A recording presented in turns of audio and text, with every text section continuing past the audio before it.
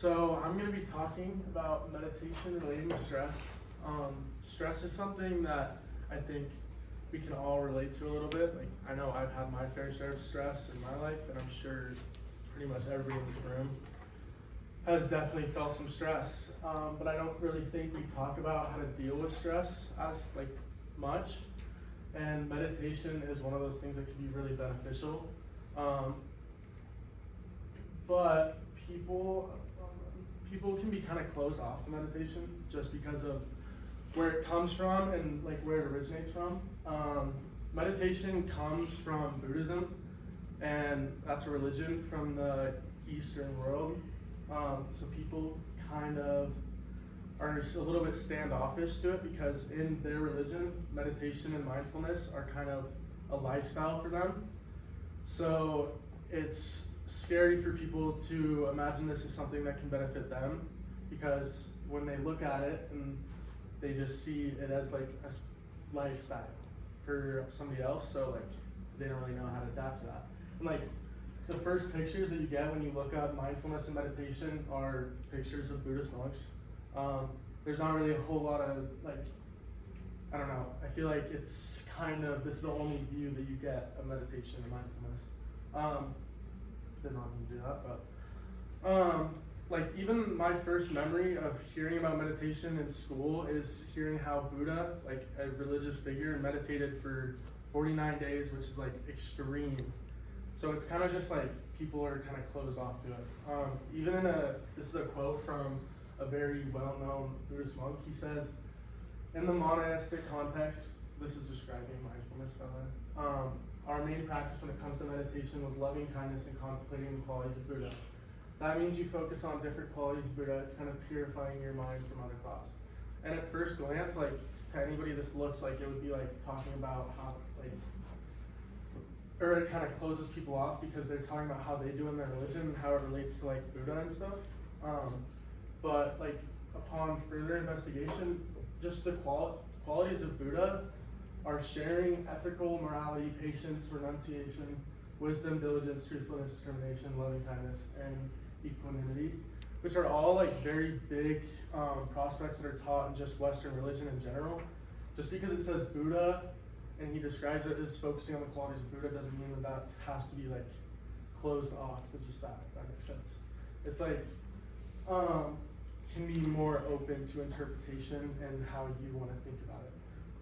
Just at the very basics, a well-known mindfulness teacher and really the man who introduced mindfulness to the Western world, Kabat-Zinn, describes it as paying attention in a particular way on purpose in the present moment, non-judgmentally, as if you're in the moment. And in that, he's basically just saying mindful, or being mindful, is just being in the present moment and responding to things as they come in towards you, not thinking about the past or the future. And mindfulness, really at the very basics, is just observing your breaths in and out. So you're just thinking about your breaths in the present moment. Then you're focusing on the five senses, which are hearing. If you hear a bird chirping, you focus on it, and then you just come back and to observing your breathing. And then really what I think is the best for helping with stress is detaching your thoughts from your emotions, because a lot of our thoughts are fueled and driven by emotion, and that can lead us to make really bad decisions and really unhealthy habits. And by detaching your emotion from your thoughts, it can really help you think about things differently and at a more calm state and make better decisions for yourself.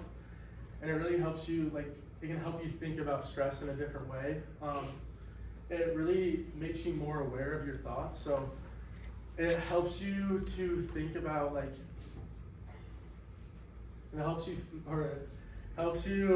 to think about what is really stressing you out and the deepness of it. Because if you think about it, you feel stressed, but sometimes you don't really know what is directly stressing you out.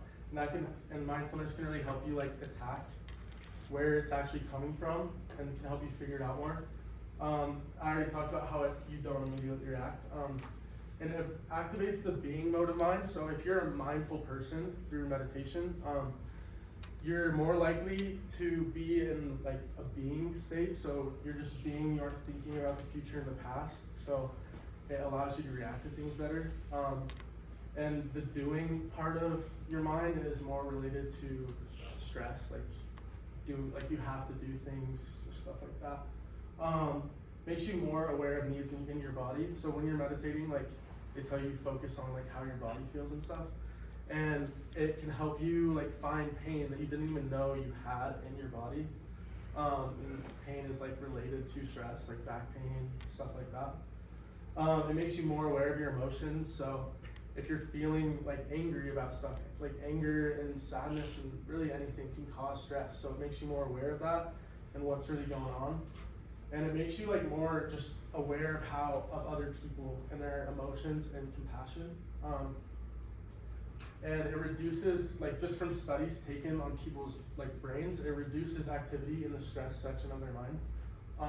It helps you focus better, and it really, being mindful like can help you think about things like a lot differently. It makes you more open to thinking about stuff from a different point of view. So like something could be really bugging you, and you can look at it from a different point of view and how it can really just be helping you. Like it's hard to explain, but it just changes really how you think about stuff. And the main point of this is just, I think stress is just a really big issue in today's world, and I think it really plagues like a lot of our decisions and can lead to like really bad, unhealthy habits like addiction and stuff like that, just because of how people tend to deal with stress. And I think if we teach meditation or mindfulness from like a younger age, then we can really help people develop better habits for dealing with their emotions instead of other unhealthy options.